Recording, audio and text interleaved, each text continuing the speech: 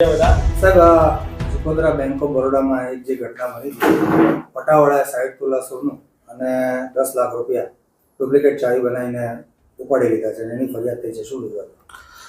તારીખ 25/12/2024ના રોજ સુભાષભાઈ કાંતિભાઈ પટેલ રહેવાસી વઘાસી આણંદ નાઓએ આણંદ રૂરલ પોલીસ સ્ટેશનમાં આવી પોતાની ફરિયાદ હકીકત જાહેર કરેલ કે તેમનું ચિખોદરા બેંક ઓફ બરોડા શાખામાં તેમની તથા તેમના પત્નીના નામે લોકર હતું. એ લોકરમાં તારીખ 18/9/2024 પહેલાં તારીખ 7/2/2024 વચ્ચે કોઈપણ સમયે ત્યાંના પટાવાળા તરીકે ફરજ બજાવતા વિપુલકુમાર વિનુભાઈ કેસરિયાએ ડુપ્લિકેટ ચાવી બનાવી લોકરમાંથી રૂપિયા 60 તોલા સોનું અને 10,50,000 રૂપિયાની સગે વગે કરી દીધેલ હોવાની ફરિયાદ આપતા આ બાબતે આણંદ રૂરલ પોલીસ સ્ટેશનમાં ગુનો રજીસ્ટર કરવામાં આવેલો.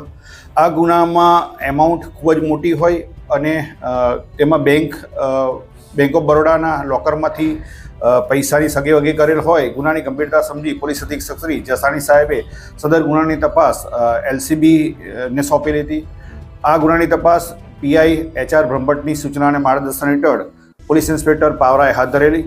આ ગુનામાં દસ્તાવેજી પુરાવા એકત્રિત કરેલા અને તમામ એવિડન્સ એકત્રિત કરતા આરોપીએ સૌપ્રથમ સેશન્સ કોર્ટમાં આગોતરા જામીન અરજી કરેલી હતી, પરંતુ તે પણ નામંજૂર થયેલી. ત્યારબાદ હાઈકોર્ટમાં જામીન અરજી કરતા દસ્તાવેજી પુરાવા અને મળેલ એવિડન્સના આધારે નામદાર ગુજરાત હાઈકોર્ટ દ્વારા પણ આગોતરા જામીન આપવામાં આવેલા.